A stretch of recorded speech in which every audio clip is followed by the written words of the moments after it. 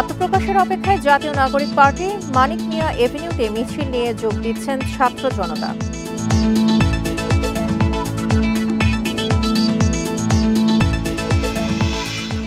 ভোজ্য তেলের সংকট কমবে এক সপ্তাহের মধ্যে, বাণিজ্য উপদেষ্টার আশ্বাস। রোজায় প্রয়োজনীয় পণ্যের দামও নিয়ন্ত্রণে আসবে।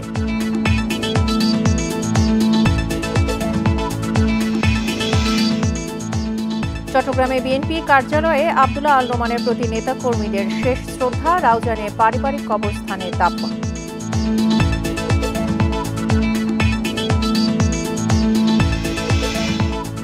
মুন্সিগঞ্জের নিখোঁজের দুদিন পর পুকুরে মিলল শিশুর মরদেহ, ধর্ষণে ব্যর্থ হয়ে শ্বাসরোধে হত্যার দায় স্বীকার আসামির।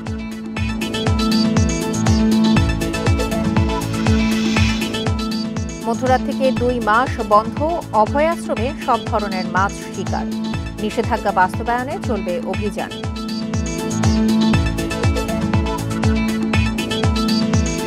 স্বাগত সমগ্র বাংলাদেশের সঙ্গে আছি সঞ্চারী মজিদতমা। শুনছিলেন শিরোনাম, চলে যাচ্ছি পুরো খবরে। আত্মপ্রকাশের অপেক্ষায় জাতীয় নাগরিক পার্টি কিছুক্ষণের মধ্যেই আনুষ্ঠানিকভাবে আত্মপ্রকাশ করবে দলটি। রাজধানীর মানিক মিয়া এভিনিউয়ে শুরু হয়েছে অনুষ্ঠান। সকাল থেকেই নতুন দলের আত্মপ্রকাশ অনুষ্ঠানে যোগ দিতে রাজধানী ও ঢাকার বাইরে থেকে এসেছেন অনেকেই। আত্মপ্রকাশ উপলক্ষে সকাল থেকে প্রস্তুতি নেয় কর্মীরা। মঞ্চ প্রস্তুত হয়ে যায় সকালেই। নতুন দলের আত্মপ্রকাশ অনুষ্ঠানে আমন্ত্রণ জানানো হয়েছে অন্তর্বর্তী সরকারের প্রধান উপদেষ্টা ডক্টর মোহাম্মদ ইউনূস সহ সব উপদেষ্টাকে। আমন্ত্রণ জানানো হয়েছে বিএনপির শীর্ষ নেতাদেরও। জুলাই গণঅভ্যুত্থানের পক্ষে থাকা প্রায় সব দলকেই আমন্ত্রণ জানানো হয়েছে। তবে আওয়ামী লীগ সরকারের শরিক 14 দলের কাউকে আমন্ত্রণ জানানো হয়নি।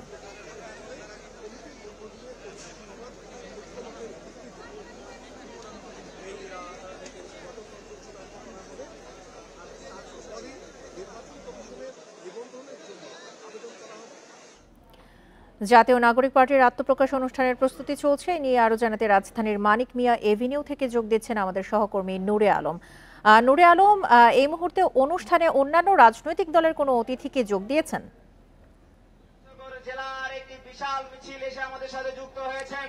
কিছুক্ষণের মধ্যেই নতুন রাজনৈতিক দল আত্মপ্রকাশের অনুষ্ঠান শুরু হতে যাচ্ছে।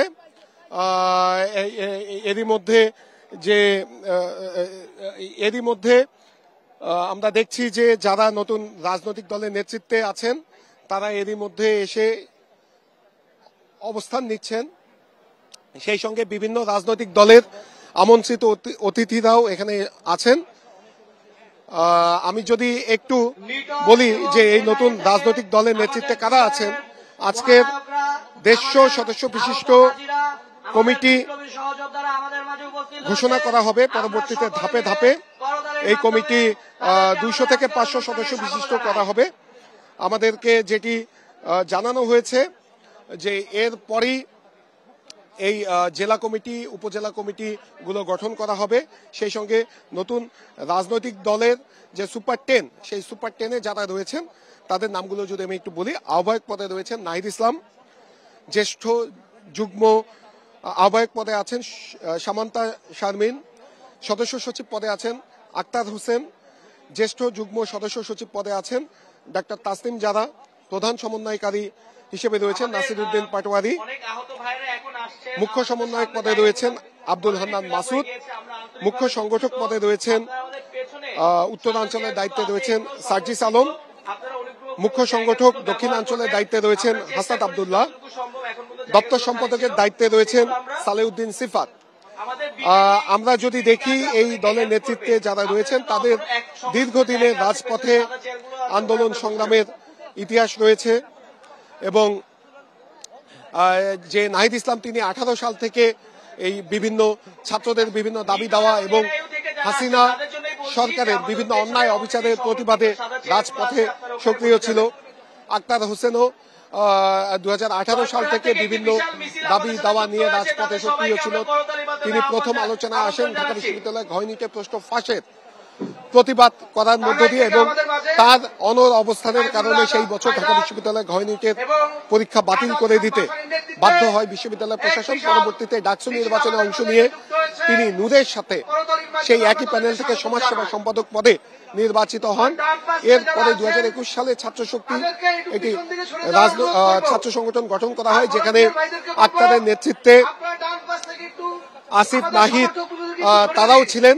এবং এরপরে আমরা দেখি যে এই গণ অভ্যুত্থানের নেতৃত্ব এই আসিফ নাহিদ, আক্তার, হাসনাত আব্দুল্লাহ, সার্জিস, এদের বৈষম্য বিরোধী ছাত্র আন্দোলনের ব্যানারে যে গণ অভ্যুত্থানটি হয় সেই গণ অভ্যুত্থানের নেতৃত্বে তারা ছিলেন। গত 5 আগস্ট ফ্যাসিস্ট হাসিনা সরকারের পতনের পর থেকেই আলোচনায় ছিল যে নতুন রাজনৈতিক দল গঠন করা হবে, এরকমটি আলোচনা ছিল, যারই অংশ হিসেবে গঠন করা হয়েছিল জাতীয় নাগরিক কমিটি। সেই নাগরিক কমিটির নেতৃত্বেও আক্তার, নাসিরউদ্দিন পাটোয়ারি, সার্জিস আলমদার ছিলেন এবং বৈষম্য বিরোধী আন্দোলনের নেতৃত্বে ছিলেন হাসনাত আব্দুল্লাহ। তো তার পরে তারা বিভিন্ন নাগরিক মতামতের জন্য তারা বিভিন্ন কার্যক্রম পরিচালনা করেন এবং নাগরিক কমিটির বিভিন্ন জেলা উপজেলা পর্যায়ে তারা কমিটি দেন। তারপরে ধারাবাহিকভাবে বিভিন্ন অংশীজনের মতামত নিয়ে অবশেষে আজকে সেই রাজনৈতিক দলের আত্মপ্রকাশ ঘটতে যাচ্ছে। এবং এই দলের আত্মপ্রকাশের এবং এই দল গঠনের প্রেক্ষাপট যদি আমি একটু বলি, গত বছরের 4 জুন কোটা সংস্কারের দাবিতে প্রথম ঢাকা বিশ্ববিদ্যালয়ের কেন্দ্রীয় গ্রন্থাগারের সামনে একটি মশাল মিছিল বের হয়। সেই আন্দোলনের শুরু 1 জুলাই থেকে আন্দোলন আরো বেগবান হয় কোটা সংস্কারের দাবিতে, এবং সেই আন্দোলন গণঅভ্যুত্থানের রূপ নেয় 15 জুলাইয়ের পর থেকে। 16 জুলাই যখন আবু সাইদকে নির্মমভাবে হত্যা করা হয়, পুলিশের গুলিতে শহীদ হন আবু সাইদ, এরপরে সেই আন্দোলন সারা দেশে ছড়িয়ে যায় এবং এটি আর আন্দোলনে থেমে থাকেনি, সেটি পরিণত হয় গণঅভ্যুত্থানে। সেই গণঅভ্যুত্থানের মুখে গত 5 আগস্ট ফ্যাসিস্ট হাসিনা সরকারের পতন হয় এবং হাসিনা ভারতে পালিয়ে যেতে বাধ্য হয়।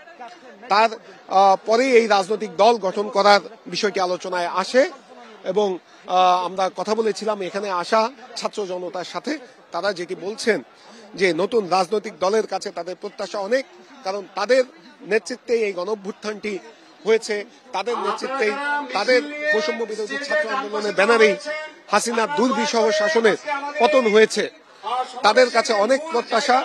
সবার প্রথম প্রত্যাশা হচ্ছে একটি বৈষম্য বিরোধী সমাজ গড়ে তুলতে হবে। তারপরে এই দেশের মানুষের পক্ষে কথা বলতে হবে। প্রচলিত যে ব্লেম গেমের রাজনীতি রয়েছে, সেই রাজনীতি তাদের কাছে মানুষ প্রত্যাশা করে না। তারা মানুষের কথা বলবে, তারা নির্দিষ্ট কোনো দেশের তাবেদারি করবে না। তারা আগামীতে গণতান্ত্রিক পরিবেশ এই দেশে ফিরিয়ে আনার জন্য অথবা গণতান্ত্রিক পরিবেশ রক্ষার জন্য তারা সক্রিয় ভূমিকা পালন করবে, এমনটাই প্রত্যাশা এখানে আসা সাধারণ মানুষদের। আমরা এই আন্দোলনের যারা নেতা আছেন তাদের সাথে কথা বলেছিলাম। তারা যেটি বলছেন যে তাদের দলের মূল লক্ষ্য হচ্ছে মধ্যপন্থা রাজনীতি করা, কোনো ডান বাম নয়, মানুষের পক্ষে কথা বলাই তাদের দলের মূল লক্ষ্য। এবং এই দলে সকল মত, সকল আদর্শের মানুষের একটি সংমিশ্রণ ঘটেছে, যেই ধারাটি তারা আগামীতে বজায় রাখতে চায়। এবং এই দল সবার জন্য উন্মুক্ত, শুধুমাত্র যারা ফ্যাসিস্ট রাজনীতির সাথে জড়িত ছিল এবং গণহত্যায় অংশ নিয়েছে, গণহত্যার সাথে জড়িত, এরকম কেউ ছাড়া বাকি সকলের জন্য এই রাজনৈতিক দল উন্মুক্ত। এবং ইতোমধ্যে আমাদের সঙ্গে মানিক মিয়া এভিনিউ এর আরেক প্রান্ত থেকে যোগ দিয়েছেন আমাদের সহকর্মী ইকরামুল কবির। ইকরাম, একটু জানাবেন এখানে আজকের যে অনুষ্ঠান, আওয়ামী লীগ সহ 14 দলের শরিক যে দলগুলো আছে সেগুলো ব্যতীত অন্য রাজনৈতিক দলগুলোকে আমন্ত্রণ জানানো হয়েছে, সেসব দল থেকে কোনো প্রতিনিধি ইতোমধ্যে যোগ দিয়েছেন কিনা এবং এই মুহূর্তে সমাবেশ স্থলে উপস্থিত জনমানুষের সংখ্যা আপনি কেমন দেখছেন? আমাদের আজকের এই সমাবেশে এসে যুক্ত হয়েছে। এই ৩টার সময় কিন্তু অনুষ্ঠানটি শুরু হওয়ার কথা, কিন্তু আমরা দেখেছি সকাল থেকে কিন্তু দেশের বিভিন্ন জেলা থেকে কিন্তু জাতীয় নাগরিক কমিটি এবং বৈষম্য ছাত্র আন্দোলনের যে সকল সদস্যরা ছিলেন তারা কিন্তু আসা শুরু করেছে এবং এখনো সেই আশা কিন্তু অব্যাহত রয়েছে। এবং আপনি যেমন বলছেন যে রাজনৈতিক দলগুলোর নেতাকর্মীরা, বড় বড় রাজনৈতিক দলগুলো সবাইকে কিন্তু আমন্ত্রণ জানানো হয়েছে, শুধুমাত্র আওয়ামী লীগ এবং জাতীয় পার্টি বাদে। এবং বর্তমানে যে সকল সক্রিয় রাজনৈতিক দল রয়েছে, বিশেষ করে বিএনপি এবং জামাত, তাদেরকেও কিন্তু আমন্ত্রণ জানানো হয়েছে। জামাতের বেশ কয়েকজন সিনিয়র নেতৃত্বকে আমরা এর মাঝে দেখতে পেয়েছি এই সমাবেশ স্থলে। এছাড়া বাম দলগুলো খেলাফত মজলিস, ইসলামিক দল কিন্তু এর মধ্যে এই সমাবেশে উপস্থিত হয়েছে। এছাড়া বিভিন্ন দেশের রাষ্ট্রদূতরা কিন্তু এখানে এসেছেন। এছাড়া এই যে আজকে যে অনুষ্ঠান, মোহাম্মদ ইউনূস সহ অন্য যেসব উপদেষ্টারা বর্তমানে অন্তর্বর্তী সরকারের রয়েছেন তাদের মধ্য থেকে কি কাউকে আপনি দেখতে পেয়েছেন? বরিশাল জেলা থেকে এখন পর্যন্ত কোনো উপদেষ্টার কথা আমরা শুনতে পারিনি, তবে তাদেরকে আমন্ত্রণ জানানো হয়েছে এবং এখানে নেতৃবৃন্দ যারা রয়েছেন তারা আশা প্রকাশ করছেন উপদেষ্টাদের কেউ কেউ এসে তাদের জন্য শুভকামনা জানাবেন আজকের এই আত্মপ্রকাশ অনুষ্ঠানে। বিভিন্ন পরিচিত মুখ যারা রয়েছেন, মাহমুদুর রহমান মান্না, জোনায়েদ তাকি, মিয়া গোলাম পরোয়ার যিনি জামাত ইসলামের সেক্রেটারি জেনারেল, এরকম বেশ কিছু পরিচিত মুখকে আমরা দেখতে পেরেছি। এবং শহীদ পরিবার যারা জুলাই অভ্যুত্থানে যাদের সন্তানরা প্রাণ হারিয়েছেন, যাদের প্রিয়জন প্রাণ হারিয়েছেন, এরকম অনেকেই এসেছেন। এছাড়া আহতদের মধ্যে কিন্তু অনেককে আমরা দেখতে পাচ্ছি। আমরা বুঝতে পেরেছি, আপনি আমাদের সঙ্গেই থাকুন। ইতোমধ্যে আমাদের সঙ্গে আবারও নূরে আলম পিন্টু যোগ দিয়েছেন, আমরা যাচ্ছি আবারও তার কাছে। নূরে আলম, এই মুহূর্তে আপনি কিছুক্ষণ আগে আমাদের কাছে নাগরিক পার্টির নেতৃত্বে যে বিশেষ 10 জন আসতে যাচ্ছেন নেতৃত্বে, তাদের নাম আপনি আমাদেরকে বলেছেন। যারা এখন পর্যন্ত ইতোমধ্যে মানিক মিয়া এভিনিউতে উপস্থিত রয়েছেন, তারা এই নতুন দলের নেতৃত্বে যারা আসতে চলেছেন তাদের কাছে কি প্রত্যাশা ব্যক্ত করেছেন?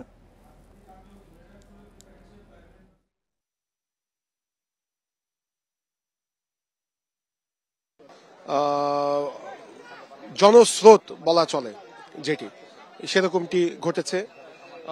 ছাত্র জনতা, বিভিন্ন শ্রেণী পেশার মানুষ এখানে এসে উপস্থিত হয়েছেন। বিভিন্ন রাজনৈতিক দলের নেতৃবৃন্দ, সুশীল সমাজের প্রতিনিধিরা এখানে এসে উপস্থিত হয়েছেন। আমি যদি বলি, তাদের সাথে আমার কথা হয়েছেন, তারা বলছেন যে দীর্ঘদিন রাজনৈতিক যে দুর্বৃত্তায়ন তারা দেখেছেন, সেই দুর্বৃত্তায়ন থেকে নতুন রাজনৈতিক দল সেই ধারায় তারা যাবে না এবং তারা জনমানুষের পক্ষে কথা বলবে, দেশের স্বার্থে কথা বলবে, নির্দিষ্ট কোনো দেশের তারা তাবেদারি করবে না। সেই সঙ্গে সম্প্রতি আমরা এখানে দেখেছি যে শহীদ পরিবারের স্বজনেরাও এখানে এসেছেন।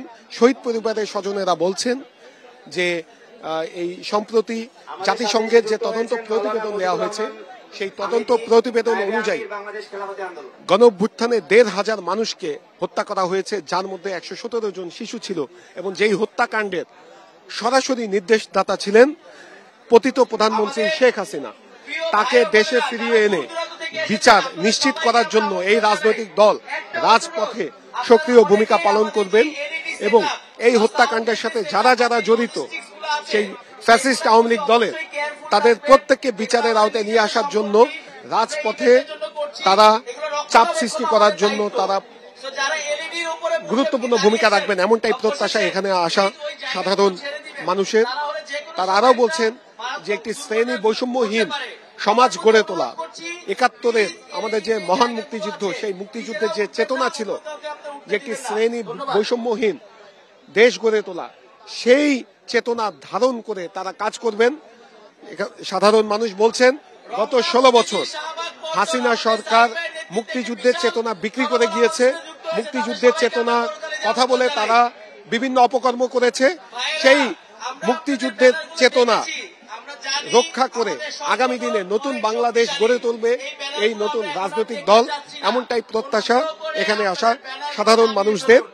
আমরা কথা বলেছিলাম এই নতুন রাজনৈতিক দলের শীর্ষ নেতৃবৃন্দের সাথে, তারা আমাদেরকে যেটি বলছেন গণমানুষের প্রত্যাশা তাদের কাছে অনেক, তাই আগামীতেও তাদের আগেও এই নাগরিক কমিটি যখন ছিল এবং নতুন রাজনৈতিক দল গঠনের যে প্রক্রিয়াতে সেখানে অনেক ভুল ত্রুটি থাকতে পারে, কারণ ভুল ত্রুটি থাকবেই, সেই ভুল ত্রুটি সংশোধন করে আগামীতে এই রাজনৈতিক দল কিভাবে গণমানুষের দল হিসেবে প্রতিষ্ঠিত করা যায় সেটি তাদের মূল লক্ষ্য থাকবে বলে আমাদেরকে এই জাতীয় নাগরিক পার্টির শীর্ষ নেতৃত্ব থেকে জানানো হয়েছে। আর আমরা যদি নতুন রাজনৈতিক দলটি নিয়ে একটু বলি, তাদের এখন পর্যন্ত রাজনৈতিক কার্যালয় নেওয়া হয়নি, দ্রুততম সময়ের মধ্যে রাজনৈতিক দল নেওয়া হবে। সেই সঙ্গে আজকে আত্মপ্রকাশের পরেই তাদের যে গঠনতন্ত্র, সেই গঠনতন্ত্র নিয়ে দু একদিনের মধ্যে যে কমিটি ঘোষণা করবে সেই কমিটির সদস্যরা বৈঠক করবেন এবং সে বৈঠকে নতুন রাজনৈতিক দলের গঠনতন্ত্র চূড়ান্ত করা হবে। এরপরেই তাদের প্রধান লক্ষ্য হবে জেলা উপজেলা পর্যায়ে কমিটিগুলো দ্রুততম সময়ের মধ্যে দিয়ে দেয়া, সেই সঙ্গে নির্বাচন কমিশনের নিবন্ধনের জন্য আবেদন করা। নির্বাচন কমিশনের নিবন্ধনের জন্য যে শর্তগুলো রয়েছে সেই শর্তগুলো দ্রুততম সময়ের মধ্যে পূরণ করা হবে এবং আগামী নির্বাচনে তারা যাতে একটি শক্তিশালী দল হিসেবে অংশ নিতে পারে সেই লক্ষ্যেই তারা কাজ করে যাবে বলে আমাদেরকে দলের শীর্ষ নেতারা জানিয়েছেন। আমি যদি আবারও একটু এই দলের কমিটিতে যারা রয়েছেন তাদের নামগুলো আবারও বলি। এই জাতীয় নাগরিক কমিটির জাতীয় নাগরিক পার্টির আজকের 151 সদস্য বিশিষ্ট কমিটি ঘোষণা করা হবে। সেই কমিটিতে আহ্বায়ক হিসেবে থাকছেন নাহিদ ইসলাম, সদস্য সচিব হিসেবে থাকছেন আক্তার হোসেন, জ্যেষ্ঠ যুগ্ম আহ্বায়ক হিসেবে থাকছেন সামান্তা শারমিন, জ্যেষ্ঠ যুগ্ম সদস্য সচিব পদে আছেন ডাক্তার তাসনিম জারা, প্রধান সমন্বয়কারী হিসেবে আছেন নাসিরউদ্দিন পাটোয়ারি, যুগ্ম সমন্বয়ক পদে আছেন আব্দুল হান্নান মাসুদ, মুখ্য সংগঠক উত্তরাঞ্চলের দায়িত্বে আছেন সার্জিস আলম, মুখ্য সংগঠক দক্ষিণাঞ্চলের দায়িত্বে আছেন হাসাদ আব্দুল্লাহ এবং দপ্তর সম্পাদকের দায়িত্বে আছেন সালেউদ্দিন সিফাত। এবং এই রাজনৈতিক দলে অংশ নেওয়ার জন্য নাহিদ ইসলাম গত মঙ্গলবার উপদেষ্টা পরিষদ থেকে পদত্যাগ করেন। সে পদত্যাগ করার সময় তিনি যেটি জানান যে এখন পর্যন্ত ফ্যাসিস্টের দোসররা সরকারের বিভিন্ন জায়গায় বিশেষ করে আমলাতন্ত্র এবং পুলিশের ভেতরে রয়ে গেছেন, সেখান থেকে।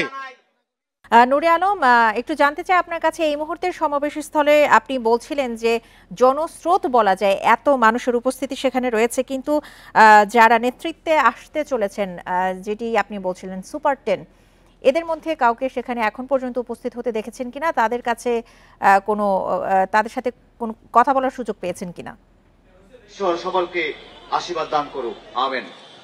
মোটামুটি সবাই চলে এসেছে। কিছুক্ষণ আগে আমরা দেখলাম যে হাসাদ আব্দুল্লাহ এবং সার্জিস আলমও চলে এসেছেন এবং মঞ্চে তারা অবস্থান নিচ্ছেন। আর এই আত্মপ্রকাশের অনুষ্ঠান এরই মধ্যে শুরু হয়ে গিয়েছে। আমি যদি পবিত্র ধর্মগ্রন্থ থেকে পাঠ এবং সকল ধর্মগ্রন্থ এখানে পাঠ করা হচ্ছে।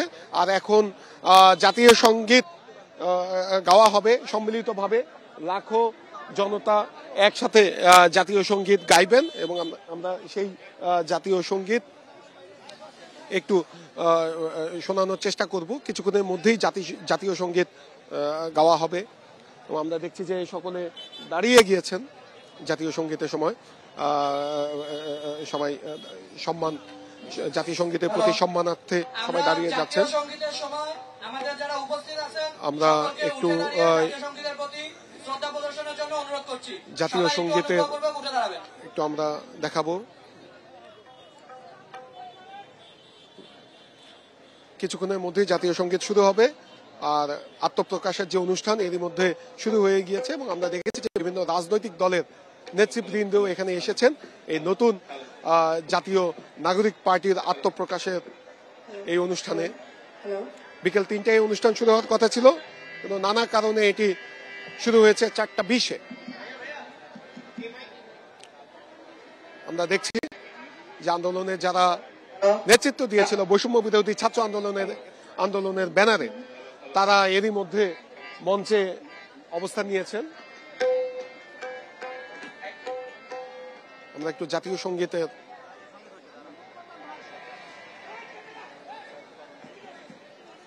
কিছুক্ষণের মধ্যেই জাতীয় সঙ্গীত শুরু হবে। আমরা দেখছি যে লাখো জনতা এবং শুধুমাত্র এই যে মানিক মিয়া এভিনিউর যে রাস্তার একটি অংশ ঘিরে রাখা হয়েছে, সেই ঘিরে বাঁশ দিয়ে ঘিরে রাখা হয়েছে, সে বাঁশের উপরে পর্যন্ত মানুষ, উপচে পড়া মানুষের ভিড়। সারা দেশের বিভিন্ন জেলা থেকে মানুষ এসেছেন। আমরা জাতীয় সঙ্গীত জাতীয় সঙ্গীত শুরু হয়েছে। আমার সোনার বাংলা, আমি তোমায় ভালোবাসি, চিরদিন তোমার আকাশ, চিরদিন তোমার আকাশ, তোমার বাতাস আমার প্রাণে, আমার প্রাণে বাজায় বাঁশি সোনার বাংলা, আমি তোমায় ভালোবাসি। ও মা ফাগুনে তোর আমের বনে ঘ্রাণে পাগল করে মরি হায় হায় ও মা ফাগুনে তোর আমের বনে ঘ্রাণে পাগল করে ও মা জানি তোর ভরা খেতে কি দেখেছি, আমি কি দেখেছি মধুর হাসি সোনার বাংলা, আমি তোমায় ভালোবাসি। কি শোভা কি ছায়া গো, কি স্নেহ কি মায়া গো, কি আঁচল বিছায়েছ বটের মূলে, নদীর কূলে কূলে। মা তোর মুখের বাণী আমার কানে লাগে সুধার মতো, মরি হায় হায় রে মা তোর মুখের বাণী আমার কানে লাগে সুধার মতো, মা তোর বদন খানি মলিন হলে আমি নয়ন,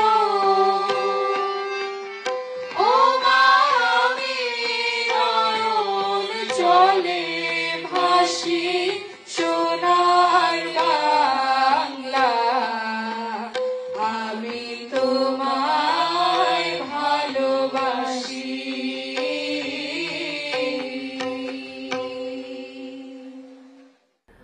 রোজার আগে দেশের বিভিন্ন বাজারে বেড়েছে বেগুন, কাঁচামরিচ, শসা ও লেবুর দাম। বরিশালে কাঁচামরিচ ও বেগুন কেজিতে 10 টাকা বেড়েছে। শসায় 5 টাকা বেড়ে বিক্রি হচ্ছে 40 টাকায়। একই চিত্র সিলেটেও। শসা ও বেগুনে কেজি বেড়েছে 5 থেকে 10 টাকা। লেবু হালি বিক্রি হচ্ছে 40 থেকে 50 টাকায়, ছোলা বিক্রি হচ্ছে 105 টাকায়। রাজশাহীতে সবজির দাম কিছুটা কমলেও ব্রয়লার মুরগিতে 10 টাকা বেড়েছে। সংকট কাটেনি সয়াবিন তেলেরও। খুলনায় ছোলা, পেঁয়াজ, রসুন, ডাল, খেজুরের দাম সহনীয় থাকলেও দোকানে মিলছে না বোতলজাত সয়াবিন তেল।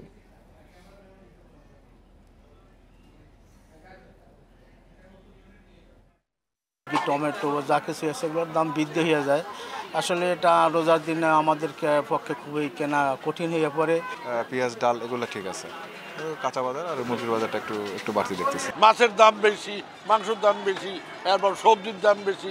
আগে আমরা শসা বেশি 30 টাকা 25 টাকা বেশি, এখন 50 টাকা বেচা হয়। আমদানি খুব কমে গেছে। তেলসহ রোজার প্রয়োজনীয় পণ্য নিয়ে যে সংকট চলছে সেটি আগামী এক সপ্তাহের মধ্যে সমাধান হয়ে যাবে বলে জানিয়েছেন বাণিজ্য উপদেষ্টা শেখ বশিরউদ্দিন। দুপুরে সাভার চামড়া শিল্প নগরীতে বিভিন্ন স্থাপনা ও সিইটিপি পরিদর্শন শেষে তিনি এই কথা বলেন। এ সময় তিনি বলেন, আগামী 7 দিনের মধ্যে খেজুর, ছোলা সহ রমজানে প্রয়োজনীয় যত পণ্য আছে সেগুলোর দাম কমে আসবে। বর্তমানে যথেষ্ট পরিমাণে খাদ্যপণ্য মজুদ রয়েছে বলেও জানান উপদেষ্টা। কেউ পণ্যের দাম নিয়ে কারসাজি করছে কিনা সেটিও তদারকি করা হবে বলেও আশ্বাস দেন তিনি। চামড়া শিল্পনগরী পরিদর্শনকালে উপদেষ্টার সাথে বাণিজ্য মন্ত্রণালয়ের ঊর্ধ্বতন কর্মকর্তারা উপস্থিত ছিলেন।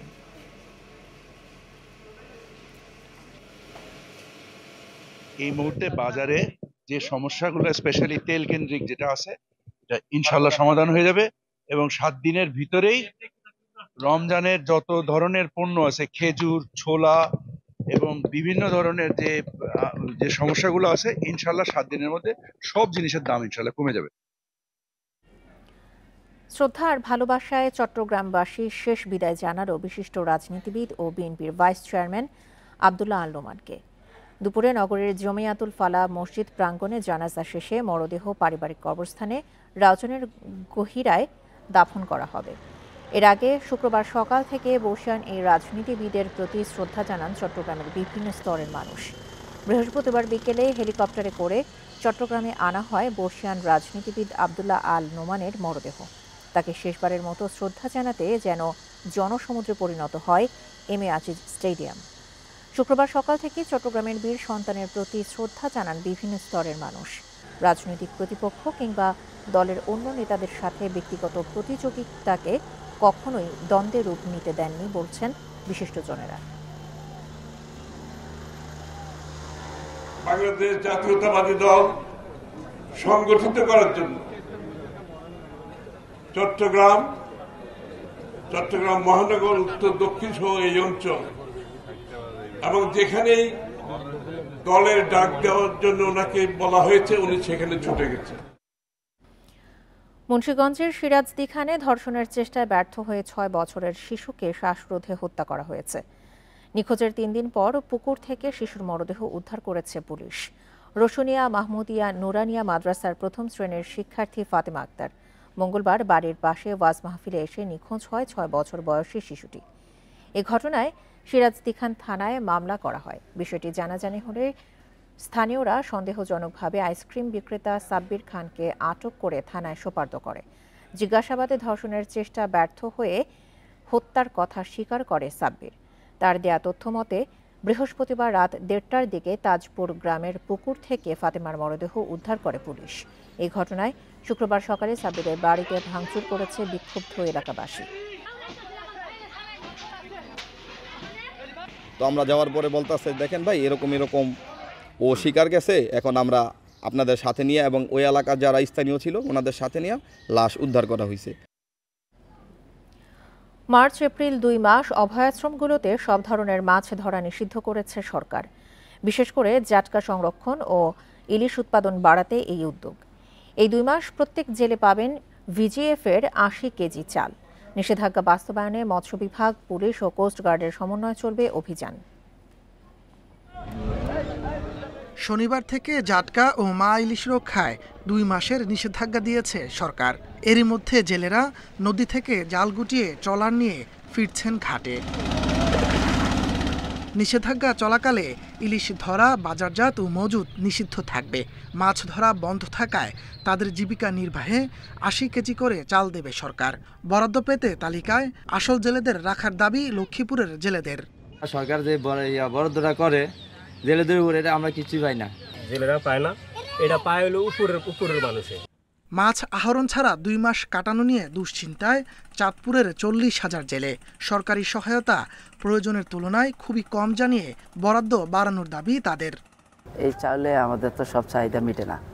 আমাদের সরকার যদি এর মধ্যে জেলেদেরকে আরদেরকে আর্থিক সহযোগিতা করে। আমরা 2 মাস কিভাবে চলবো? আমরা 2 মাসে সরকার চাল দেয়, আমরা চালটা দিয়ে ঠিক মতন পাই, এটা সরকারের কাছে অনুরোধ। মৎস্য কর্মকর্তারা বলছেন বরাদ্দের চাল দ্রুত সময়ের মধ্যে বিতরণ করা হবে। নিষেধাজ্ঞার সময় নদীতে বাড়ানো হবে টহল। জেলেদের যে ভিজিএফ কর্মসূচি সেটা ইতিমধ্যে চলে এসেছে এবং ইউনিয়ন পরিষদের অনুকূলে আমরা বরাদ্দ দিয়ে দিয়েছি, যা খুব দ্রুতই বিতরণ শুরু হচ্ছে। শরীয়তপুরের পদ্মা ও মেঘনার 20 কিলোমিটার জুড়েও বন্ধ থাকবে মাছ ধরা। এসব অঞ্চলের জেলেরা চালের পাশাপাশি নগদ অর্থ সহায়তারও দাবি জানিয়েছেন।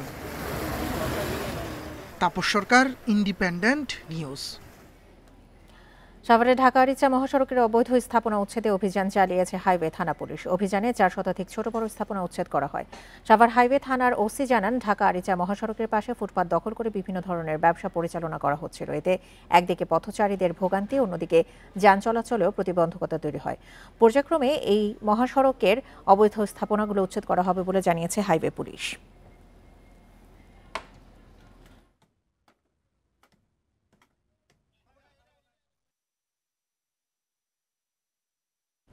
আর এই ছিল সমগ্র বাংলাদেশের আজকের আয়োজনে। আমন্ত্রণ পরের আয়োজনে।